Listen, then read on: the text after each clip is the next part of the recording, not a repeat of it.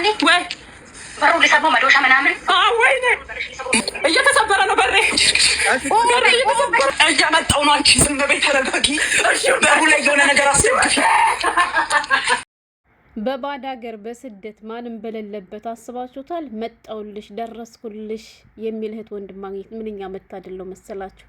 በእርግጠኝነት ብዙዎቻችሁ ማታ ይሄን ነገር እየተከታተላችሁ ነበር አይደለ? ግን እኔ ደግሞ እናንተ ብትከታተሉ ሞጥቼ ካልተናገርኩኝ ስለማይሆንልኝ መጥቻለሁ ማለት ነው። የሀገሬ ልጆች በዚህ አጋጣሚ ከምስሪዎች ቤት የምትሰሩቶቼ ጥንቃቄ አድርጉ። እህታችን እንደዚያ ሲያሰቃዩት የነበሩ የምስሪ መዳሞች ናቸው ማለት ነው።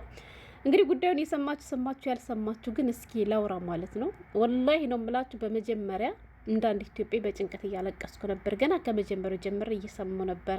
ከዛ በኋላ ደግሞ ትብብራቸውን ሳይ በደስታ ማለት ነው። ኢትዮጵያዊ እነሱስ ነው ያለው ማን ነው? አስባችሁታል? የሀገሬ ልጆች መጣውልሽ ደረስኩልሽ ብላ ልብሷን እንኳን ልቀይር አላለችም። በሶላ ሸርሸፏ ሂደ አንገት ለአንገት ከአረብ ጋር ተናንቃ ዜጋዋን ያተረፈችዋ ጀግኒት ሙኒት ማለት ነው። ሙኒት ያው በአካል ተገኘች እንጂ ሙኒት ብቻ አይደለም፣ የብዙ ወንድም እህቶቻችን አሻራ አሳርፈዋል ማለት ነው። እውነቴን ነው የምላችሁ። ኤምባሲዎች ራሱ ኮሚኒቲዎች ራሱ ታዋቂ ቲክቶከሮች ራሱ ምን ይቀራልና እንዲያው በኢትዮጵያዊነት ነው የኮረው። ወላይ ከምሬ ነው የምላችሁ። ለዚያውም በስደት ማለት ነው። ሀገራችን ላይ ስበሱ ህዝቡ በሚባልበት በዚህ ዘመን በስደት ግን አለውልሽ ደረስኩልሽ ብለው በቃ ያለቀላትን እህታችን እንደዚያ ካላ በታች ተጋፍጠው በቃ በህይወት እንድትርፍ አድርገዋታል ማለት ነው የሀገሬ ልጆች። እሱ ምንድነው መሰላችሁ? እህታችን እንግዲህ ከምትሰራበት ቤት ውስጥ ከአሁን በፊት 5,000 ብር ሰርቀሽናል ብለው ብዙ ድራማ ሲሰሩባት እንደነበርም ተናግራለች። የዚያ ትናንትና ደግሞ ወርቅ ሰርቀሻል ብለው የምስሪዎች ማለት ነው መዳሟ ከነ ልጇ እየደበደባት ነበር ማለት ነው። ልጅቷ ድብደባ ደርሶባታል በእርግጥ። ከዛ በኋላ ግን ሲነቃባት ልጅቷ ጉዳዩን ይዘው ወደ ሶሻል ሚዲያ መጣች ማለት ነው። ሶሻል ሚዲያም እንግዲህ ነገሩ ከበድ ያለ መሆኑን ስላወቁ ተጠራሩ። ከሁሉም እንግዲህ ፈጥና የደረሰችላት ሙኒት ነች ማለት ነው። ያው እሷ ልጅቷ አምልጭ ተብላ ሽንት ቤት ቆልፋ ውይ እያለች ነበረ። ሌላ ኢትዮጵያዎችም እዚያ አካባቢ የሚሰሩ ነበሩ የኔ ጀግኖች። መጀመሪያ ላይ ሰምታችኋቸው ከሆነ ማለት ነው በሩን ሊሰብሩ መዶሻ ምናምን እያመጡ ነው ሲሉ የነበሩት እዛ አካባቢ የሚሰሩ ልጆች ናቸው። አስባችሁታል? የመጣው ይምጣ እንጂ ከአንቺ ጋር ነን እኛ እያለን አናስነካሽም እያሏት ነበር ማለት ነው። እነዚያ ልጆች ራሱ ወላይ ስንቱ በዘር በሃይማኖት በሚከፋፈልበት እንደዚህ ያለ እህቶች ደግሞ ስታዩ በጣም እኔ እንጃ አላቅም። እና ያም ሆነ የሀገሬ ልጆች እህታችን ምንም ሳትሆን ያው መጀመሪያ ትንሽ ድብደባ ቢደርስባትም ከዛ በኋላ ጉዳዩ ለፖሊስም እንዲሁም ደግሞ ኮሚኒቲዎችም እነ ሙኒትም ደረሱላት። ከዛ እህታችን ከዚያ ቤት በሰላም ወጣች። ከወጣች በኋላም ወደ ፖሊስ ጣቢያ ሄደች።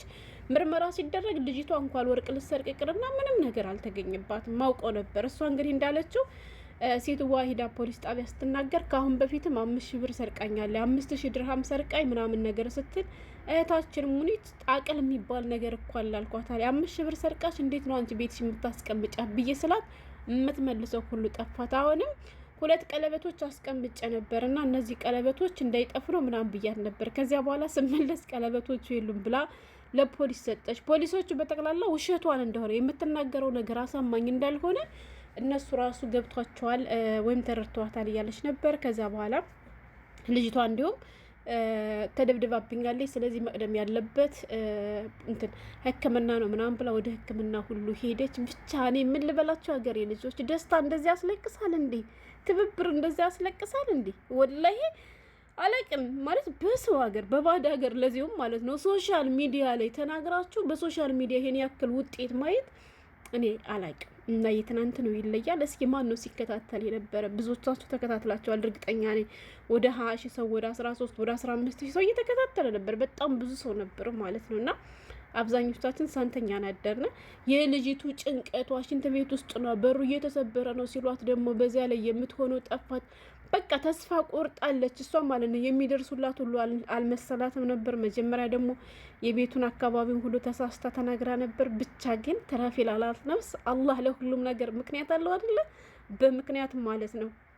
ሎኬሽን ሲያሳይ 26-27 ደቂቃ ይላል ያለችውን 10 ደቂቃ እንኳን ሳትጨርስ ነበር ሙኒት ፈጥና የደረሰችላት ማለት ነው። እንዳልኳችሁ ልብስ ልቀይር ምናምን የለም በሶላት ሸርሸፋ ነበር የሮጠችላት እና ጀግንነቷ ይለያል ማለት ነው። አይደለም በአካል ተገኝታ ይቀርና በነገራችን ላይ ሙኒት ድምጿ በራሱ በቂ ነው ማለት ነው። ወላሂ ድምጿ እንዴት እንደምወድላት ማለት ነው። ስትናገር ራሱ ታሳምናቸዋለች እና በዚህ አጋጣሚ የሀገሬ ልጆች ሁላችሁም ዛሬ ላይ ሰላም መሆናችን አትዩሽ። የሰው ቤት ነው፣ የሰው ሀገር ነው። ገባችሁ?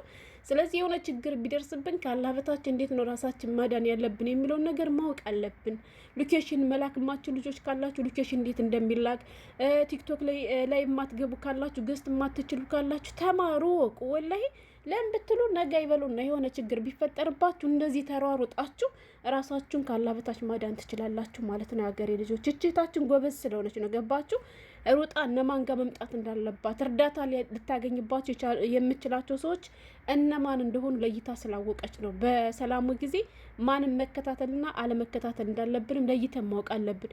የማንንም የማይረባ ድራማችሁን ኢትዮጵያ ያለ ድራማ እነሱ እንደፈለጉ እየተንሸራሸሩ የእነሱን ነገር አትዩ፣ አይጠቅማችሁም።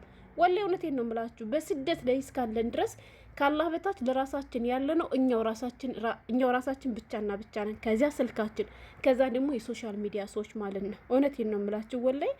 እና ብቻ ደስ ብሎኛል ከምላችሁ በላይ ደስታ ያስለቅሳል። ደስታ ቪዲዮ እንዳይሰሩ ይከለክላል። እና አላቅም ብቻ አልሐምዱሊላህ። በበቀደም ታስታውሱ ከሆነ ሰሞኑን ሳውዲ አረቢያ ላይ አንዲት እህታችን በራሷ ዜጋ ተደብድባ እስካሁን ድረስ ደብዳቤው አልተገኘም፣ ልጅቱ ጠፍታ ቀረች ምናምን እየተባለ ብዙ ነገር ይባል ነበር አይደል? ያን ነገር የተከሰተው ዱባይ ላይ ቢሆን ኑሮ መኑኝ አይፋቷቸውም ነበር ማለት ነው። ወላሂ በጣም ጀግና እህትና ወንድሞች አሉ። ሀታ የኮሚኒቲ ሰራተኞች ፍጥነታቸው ፈጥኖ ደረሰ። ምንድን ነው እንዴ? ማታ እኮ ነው ስራቸው እኮ አይደለም። ገብቷቸዋል? ሌሊት ላይ ነው። ገባችሁ? ስልክ ሲደወልላቸው እንኳ አይኛ በዚህ ሰዓት አንወጣም፣ ስራችን የስራ ሰዓት አይደለም እኮ ብሎ ማለት ይችሉ ነበር። ላወላ አረ ስንት ሰው አለ የዜጋ ውስጥ ደህንነት የሚያሳስበው። የት ነው እንዴት ነው አለ ተከተላት። አንዱ በአንዱ መጣውልሽ፣ እኔ ከዚህ ደርሻለሁ። አረ ከባድ ነው ያገሬ ልጆች። ያልሰማችሁ ሙሉውን ቪዲዮ ስሙት። ለምን ብትሉ ዩቱብ ላይ ብጭ ነው ትንሽ ድምፁ ስለሚረብሽ ቻናሌን ከጥቅምጭ ያደረግብኛሉ ብዬ ነው እንጂ ባሰማችሁ ወላይ ታለቅሳላችሁ። በልቅሶ ነው የምትጨርሱት። የምታለቅሱት በመጀመሪያ የልጅቷ ጭንቀት ያስጨንቃቸዋል። በጣም እየተጨነቀች ነበር። መጡ ከፈቱት ምናምን እያለች ማለት ነው። ከዛ ደግሞ ትብብራቸው ሰው ደርሶላት፣ ፖሊስ ደርሶላት፣ እነ ሙኒት ደርሰውላት፣ ከዚያ ደግሞ ነጻ ስትወጣ ስታዩ በሰው ሀገር ላይ እንዲህ እህትና ወንድም ማግኘት አያቸው። መወለድ ቋንቋ ላይ ሀገር የልጆች ወላሂ። እና እኔ በጣም ነበር ደስ ያለኝ መጀመሪያ ላይ ቢከፋኝም መጀመሪያ ላይ ብጨነቅም እና የዛሬ ቪዲዮ ይሄ ነበር። ሌላ ነገር ላችሁ አይደለም የመጣው። ሁላችንም አላህ ይጠብቀንና ሀገሬ ልጆች።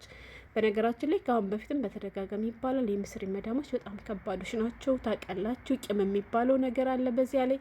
በዛ ላይ ደግሞ አረቦቹ ራሱ ያውቃቸዋል። አይገርማችሁም? ሀታ ለጋብቻ እንኳን ሲጠይቁ አንፈልግም ነው የሚሉ። ወላሂ የኔ ሴትዮ የምስሪ ወንድ መጥቶላት ለልጅቷ አላጋባም ማለች። ለምን ስላት ልሳነ ጡይላ እመሃለች ማለት ነው። ያኔ እናቶቻቸው በጣም ልሳነ ጡይሎች ናቸው። የሆነ ችግር እንኳን ቢፈጠር ከእሷ ጋር መከራከር አልፈልግም አልችልም እና ልጅን አልሰጥም ብላ ነው እምቢ ያለች። እናማ ምስር ቤት የምትሰሩ ራሳችሁን ጠብቁ፣ ወይ ቤት ቀይሩ። እሺ ደግሞ እንዲህ ስላልኳችሁ እንዳትፈሩ። አንዳንድ ደግሞ ጥሩ ሰዎችም ሊኖሩ ይችላሉ ማለት ነው። እና ይሄ ነበረ የመጣሁበት። ሰላም ሁኑልኝ።